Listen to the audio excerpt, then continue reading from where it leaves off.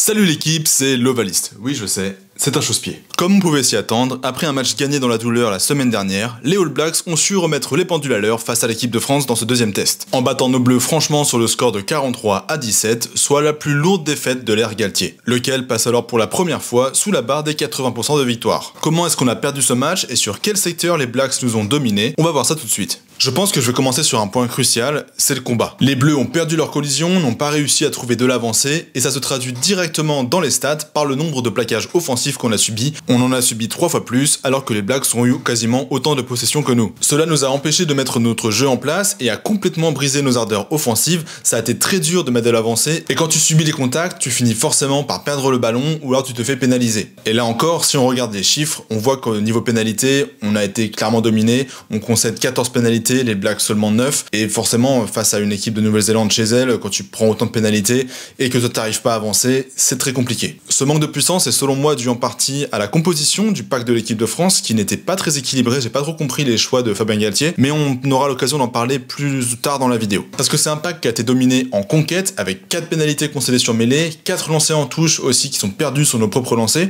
Ça a été impossible d'exister dans ces conditions et ça a même fait partie presque intégrante de la stratégie des All Blacks sur ce match, notamment dans leur jeu au pied en fait. Comment est-ce qu'ils ont réussi à nous pousser à soit concéder des touches, soit comment ils ont réussi à trouver des touches dans notre camp, ce qui fait qu'après ils ont bénéficié de notre déchet et du fait qu'on n'était pas capable de rivaliser avec eux là-dessus. Donc je m'explique, les Kiwis nous ont constamment harcelés avec des coups de pied rasants ou des petites chandelles dans le dos de la défense. Le plus souvent ça a été fait après des franchissements ou des grosses avancées de la part des All Blacks, ce qui a fait que l'arrière-garde souvent barré, donc le numéro 15, a dû venir monter pour venir défendre et donc il a laissé forcément des espaces dans son dos, loin dans le terrain. Parce qu'ensuite sur le prochain temps de jeu, il n'était pas disponible pour assurer la couverture. Ce qui veut dire que le fond de terrain est découvert et que les Blacks ont pu y trouver des touches. Des touches qu'ils ont soit pu contrer directement, soit des touches qui nous ont mis en danger parce qu'on est dans notre camp, qu'on est sous pression et qu'il faut se dégager ensuite. Donc c'est pas les meilleures conditions pour trouver des bonnes touches pour aller loin dans le camp adverse. Souvent on a concédé des touches qui étaient très proches de notre ligne. Et c'est comme ça que vient le premier essai des All Blacks avec Atis Ogbe qui concède une petite touche après avoir été isolé par un coup de pied rasant de Jordan. On voit qu'il est complètement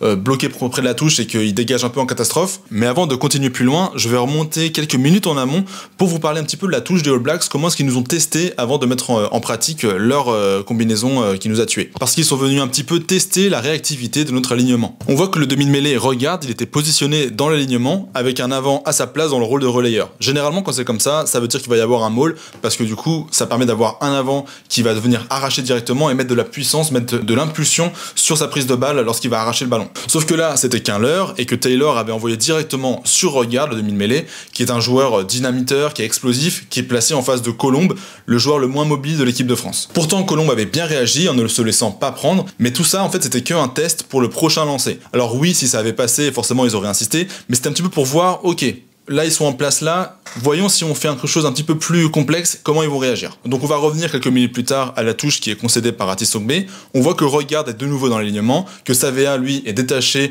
pour être arracheur dans le maul. Donc ça saute devant, les avants Kiwi ils vont se constituer en maul, Savea arrache vite le ballon, et Taylor lui, donc le lanceur, le talonneur, il va venir très vite grand côté pour feinter un peel-off avec Léo Willy. Donc un peel-off c'est quand le dernier du maul va se tourner en arrachant le ballon du maul pour l'envoyer à un avant comme ça qui est lancé, pour généralement attaquer dans la zone de fracture, donc l'espace qui existe entre la zone de la touche et les premiers défenseurs qui sont sur la ligne de 3/4. C'est souvent un espace qui est un angle mort de la défense, parce que la défense, lorsqu'il y a une touche, doit être positionnée à 10 mètres, donc il y a un espace qui se crée à ce moment-là, et les peel-offs sont des outils assez efficaces pour venir attaquer cette zone, surtout avec un Taylor qui va être assez gazif et qui va pouvoir aller attaquer des numéros 10 comme second qui sont pas les meilleurs défenseurs. Donc on voit que cette feinte de peel-off là, déjà forcément ça attire la défense, et ça attire surtout Barlow, qui est lui le talonneur français qui est en miroir, qui se fait totalement aspirer et qui reste pas dans son couloir. Et dans le petit côté, on voit que Colombe, qui était le défenseur le plus proche du couloir, il se laisse absorber par le maul parce qu'il se dit là ça va jouer en maul, il faut que je fasse parler ma puissance et que je m'y joigne. Et en plus on voit que les All Blacks ils vont faire en sorte de l'isoler de Le Garec, qui est un des défenseurs, en faisant pivoter l'édifice, en venant vraiment tourner, en venant se fixer sur Colombe pour pas qu'il puisse sortir facilement. Ce qui isole donc Nolan Le Garec dans le couloir face à Savea et à Regard. Savea qui lui a vraiment le ballon pour le coup, c'est pas Léo Willy. Et ensuite Ensuite, c'est assez simple, hein, c'est un 2 contre 1 avec Regard qui s'en va marquer directement à 40 mètres. Et s'il a le champ libre, s'il y a personne qui défend face à Regard,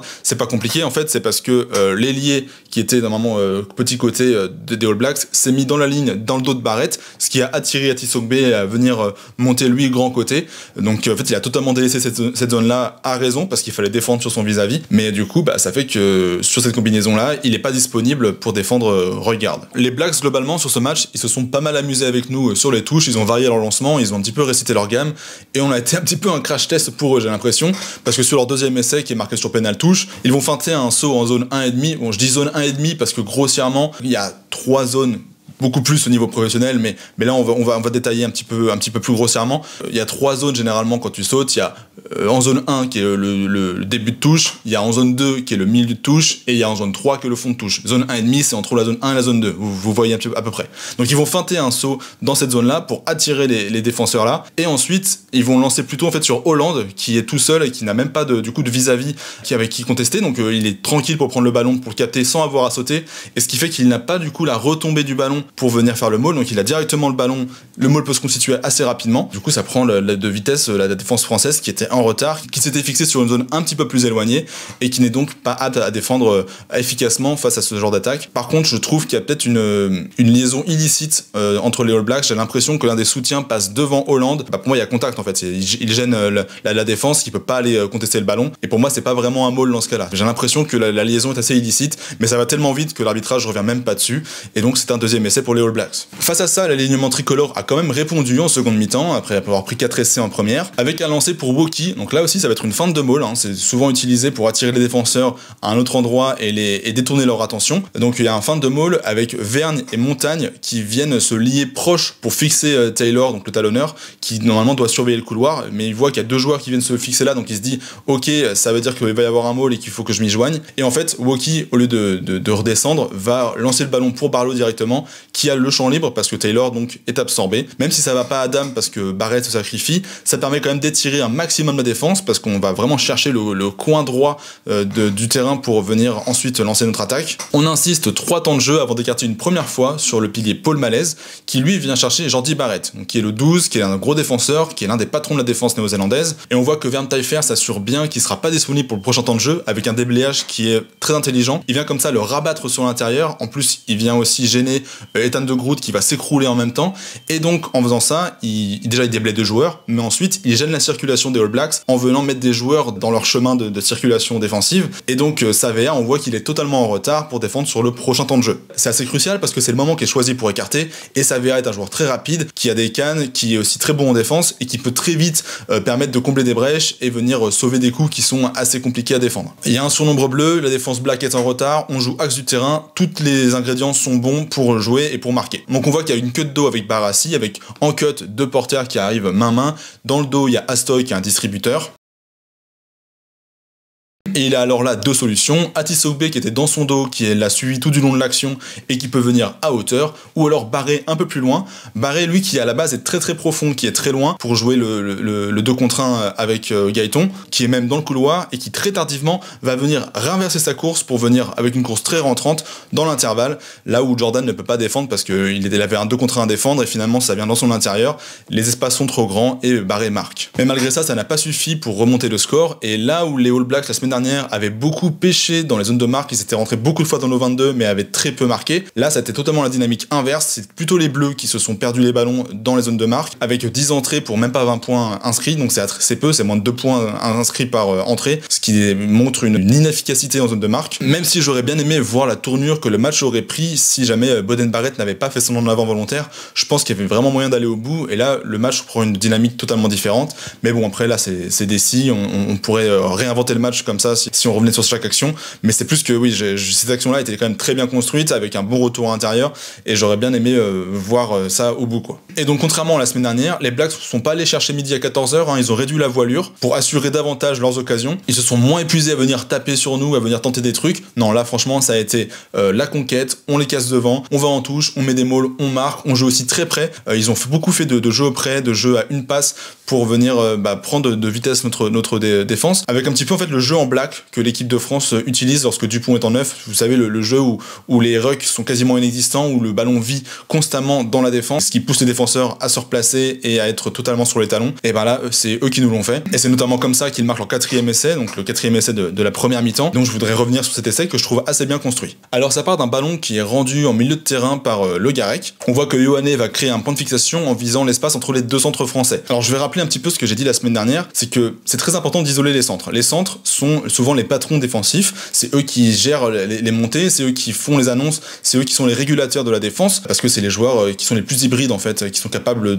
d'être assez puissants pour encaisser les coups, mais qui aussi couvrent beaucoup de terrain. Donc c'est important lorsque tu attaques de réussir à les isoler, soit en les maintenant au sol comme j'ai montré sur le déblayage, soit en allant directement se faire plaquer par eux, soit en jouant proche d'eux pour qu'ils restent en fait en garde près des rucks et qu'ils soient du coup consommés en bord de ruck. Là on voit que sur cette action du coup Barassi va être au sol puis va devoir se replacer dans le petit côté, tandis que Deporter, en fait il est obligé d'être leader en bord de ruck parce que c'est l'un des premiers arrivés sur la zone et il va pas avoir le temps de circuler assez pour se mettre sur le large. De prime abord, le demi-mêlée regarde, semble vouloir rendre le ballon au pied. On voit que c'est un ballon lent, il demande des protections pour taper au pied comme s'il allait la dégager. D'où la présence de Pierre Beauchaton, le 3e ligne aérien en bord de ruck pour venir la contrer, parce que si jamais ça n'avait pas été un coup de pied, il aurait dû se placer un petit peu plus à l'extérieur de Colombe pour justement être capable de défendre et de couvrir les espaces. Mais c'est là que les All Blacks sont bons, parce qu'en un instant, ils réalisent que le ballon est bon à jouer, parce que les deux centres sont proches de la zone, parce qu'on est sur une attaque milieu de terrain, parce que Colombe est à l'intérieur de Deporter et c'est pas Beauchaton qui va pouvoir couvrir le terrain. Et donc même s'il n'y a pas de surnombre, s'il n'y a pas d'avantage numérique,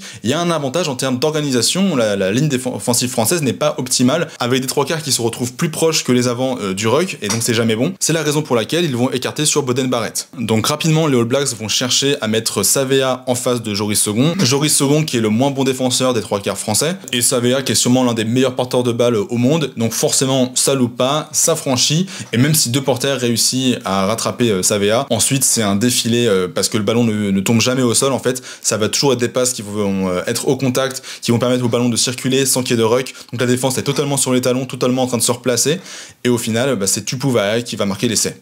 On va conclure cette vidéo par les tops, les flops et les boulettes d'or, mais avant ça, je vous rappelle, comme vous en avez l'habitude, de vous abonner, de laisser un petit pouce bleu et de m'écrire un commentaire si jamais vous aimez ce que je fais et si jamais vous voulez soutenir mon travail. Un grand merci aussi à tous les tipeurs, donc les gens qui me laissent des dons sur le bouton merci ou le bouton PayPal. Vu qu'il fait assez chaud en ce moment, si vous voulez me payer une bière, moi je dis pas non. On va commencer par les tops, et pour les bleus, il n'y a pas vraiment de top à l'horizon, je trouve qu'on a vraiment été très dominé, il n'y a pas un joueur qui est vraiment sorti du lot, même si je trouve que la paire de centre Barassi Deporter a été plutôt solide. Ils se sont démenés en défense, c'est ceux qui ont loupé le moins de plaquage, et surtout je trouve que ça a été les joueurs qui ont été le plus tranchants en attaque, ceux qui ont réussi à trouver de l'avancée, à mettre sur le reculoir les All Blacks, et dans ce match là c'était pas une mince affaire. Petite pastille aussi pour Gaëton qui s'est démené, qui a pas fait un énorme match, mais je trouve qu'il n'a rien lâché et qu'il a montré beaucoup d'envie. Alors ça lui a pas forcément réussi, mais je trouve que ça a été plutôt un bon état d'esprit de la part de Gaëton. Côté Black, je trouve que c'est surtout la performance collective qui a été bonne. Il n'y a pas non plus un joueur qui a été vraiment au-dessus du lot, même si je pense que Jordi Barrett pourrait être mentionné parce que je trouve qu'il a été très dur à manœuvrer, très difficile à arrêter lorsqu'on était en défense, très compliqué aussi à passer lorsqu'on avait le ballon, il nous a pas trop lâché, donc je pense que Jordi Barrett a été l'un des joueurs les plus durs à manœuvrer durant ce match, et forcément une grosse mention pour tout le pack All Black qui nous a clairement dominé sur tous les aspects du jeu. Parce que j'ai parlé de la conquête, mais il y a surtout aussi dans le jeu au sol où on s'est fait beaucoup gratter les ballons, on a beaucoup perdu de possession là-dessus, alors que la semaine dernière c'était plutôt nous qui avions dominé le combat au sol. Pour les flops maintenant, je vais parler un petit peu du coup de la compo de Galtier, parce que je trouve que autant derrière c'était assez cohérent, autant devant, j'ai vraiment pas trop compris ce qu'il a voulu faire. Déjà, se priver de joueurs comme Guillard et Fischer, qui sont pour moi les hommes du match précédent. En plus, Guillard est sûrement le joueur le plus expérimenté devant, avec Barlow. Et je trouve que, en fait, ok, on est sur une tournée, il faut tester des joueurs, on n'a pas les premiums, donc on cache pas le fait qu'on n'a pas forcément beaucoup de chances de la gagner cette tournée. Mais dans ce cas-là, le peu de chance qu'on a, faut le mettre sur le terrain. Je comprends pas trop la composition qu'il a voulu présenter. En troisième ligne, c'était quand même assez léger, quoi. C'est quand même des joueurs qui avaient à peu près le même profil, avec Beauchaton, Abadi et Fontonder, qui sont plutôt des coureurs, plutôt des dévoreurs d'espace, pas trop des mecs qui vont venir percuter, qui vont venir mettre de l'avancée sur des ballons qui sont lents. Tu prends un joueur comme Abadi qui normalement n'est pas 8, qui a pas pu tirer son épingle du jeu, c'est plutôt un joueur aérien qui est bon en touche, qui est bon dans les zones de rupture, mais qui est pas un joueur qui va te mettre beaucoup d'avancée sur les ballons difficiles. Alors peut-être qu'il y avait une gestion de la fraîcheur aussi, peut-être que le Guillard il est peut-être un peu cramé de sa saison, peut-être que Fischer c'est pareil, mais je trouve que voilà, on a manqué de volume, on a manqué d'épaisseur dans notre pack. Je pense que le casting était pas optimale. Mis bout à bout, les joueurs sont bons, mais c'est juste que la combinaison de tous ces joueurs pour le pack n'était pas optimale. Et surtout, je comprends pas trop le choix de Colombe. Colombe, je vais pas être très tendre avec lui parce que je trouve qu'il a fait un match catastrophique. Il y a beaucoup d'actions dans lesquelles il était impliqué qui sont très négatives pour l'équipe. Colombe, faut savoir qu'il ne joue plus depuis février ou mars, je crois, parce qu'il est totalement boudé par O'Gara depuis qu'il a annoncé son transfert au Stade Toulousain, et parce que je pense que Colombe est un peu feignant dans ses tâches. Ça se voit que dès la 5e minute, puis il est oxy, il a les mains sur les hanches et il se déplace toujours en marchant, et du coup il est tout le temps en retard. C'était déjà un gros travers de sa part lors de ses dernières apparitions en bleu, et c'est un truc qu'il n'a pas du tout corrigé, et j'avoue que j'ai un peu du mal avec son état d'esprit parce que il est feignant. Il se replace toujours à 2 à l'heure, il crée des énormes brèches, et du coup les All Blacks se privent pas, ils vont jouer dans sa zone, et je suis désolé, il perd des ballons parce qu'il est pas bien, il est pas lancé, parce qu'il est pas capable de les maîtriser. T'es un type, tu fais 142 kilos, tu dois nous mettre de l'avancée, tu dois nous soulager, et en plus il compense même pas ça par une puissance en mêlée parce qu'on s'est fait pénaliser en première période. Donc j'ai beaucoup de mal avec Colombe, surtout en comparaison avec les rentrées en jeu de Régis Montagne qui à chaque fois ont été magistrales, j'ai trouvé. Il se déplace, il plaque, il prend le ballon, c'est vraiment le jour et la nuit, et c'est très dommage que Montagne soit blessé à la cheville pour le prochain match parce qu'on aurait eu bien besoin de lui, sachant que voilà, ce sera soit Slimani soit Bamba. Moi j'aimerais bien voir Bamba parce que j'ai envie de voir plus d'activité, j'ai envie de voir plus de punch que n'ont montré pour l'instant Colombe et Slimani. Et donc oui, pour Colombe je suis dur, il a pas joué depuis 3 mois, d'accord, il a pas de rythme, mais on pourrait aussi rétorquer que quand tu sais que tu n'es plus dans les plans de ton entraîneur en club, que tu ne vas pas jouer jusqu'à la fin de la saison, mais que tu as des chances de participer à une tournée, tu te dis là, moi je vais pas jouer pendant plusieurs mois, je suis au repos, je vais faire du foncier, je vais faire du cardio, je vais être capable d'assumer des grosses charges de travail et de course pour quand je vais rentrer sur le terrain pour tout défoncer. Là non, en fait j'ai l'impression qu'il n'y a pas de réaction d'orgueil de la part de Colombe pour montrer justement à Roland O'Gara qui s'est trompé sur son choix. Là ça fait juste confirmer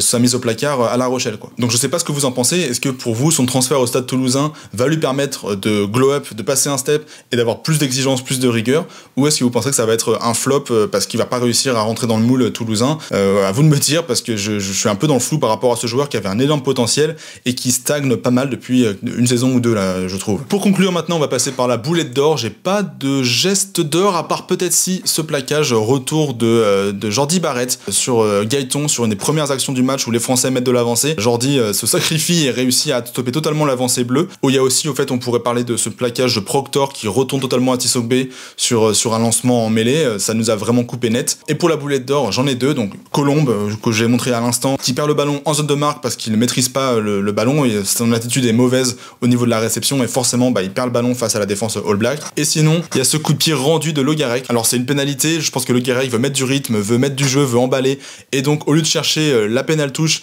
il va essayer d'envoyer une diagonale pour l'aile d'Atisogbe, sauf que c'est totalement manqué, ça tombe en plein dans les bras des All Blacks, et au final on finit par reprendre le bouillon, et c'est dommage parce que les gros avaient fait le travail, ils avaient gratté un ballon, pour une fois que le pack avait eu des actions positives, et non, tu te retrouves avec un ballon dans ton camp et une possession perdue. Donc à vous de me dire en commentaire vos ressentis sur ce match, qui ont été les joueurs qui ont gagné des points, quels sont ceux qui ont perdu des points, est-ce que vous êtes d'accord aussi avec moi sur l'analyse de Galtier et de la vision qu'on a de cette tournée? Moi je pense que c'est un peu gâché une munition d'avoir lâché un peu ce match. Alors est-ce qu'on se réserve pour le 3e match? Peut-être, je sais pas, mais on commence à avoir de la casse. J'ai vu que Woki, que Barassi, que Montagne seraient forfaits, il y a aussi des alertes pour Tixeron et Vern Taillefer, donc ça commence à faire beaucoup pour avoir un pack conquérant et une équipe compétitive. Je pense qu'on a perdu pas mal d'éléments là. En tout cas, allez les Bleus, on lâche rien, une victoire est toujours possible en Nouvelle-Zélande, moi j'y crois, parce que je suis toujours un optimiste avec l'équipe de France. Allez les Bleus, moi je serai samedi matin devant ma télé à 9h, ça loupe pas, je vais encore me lever à 8h un samedi, vous pouvez en être sûr. Moi je vous dis à la prochaine, bye l'Ovalie.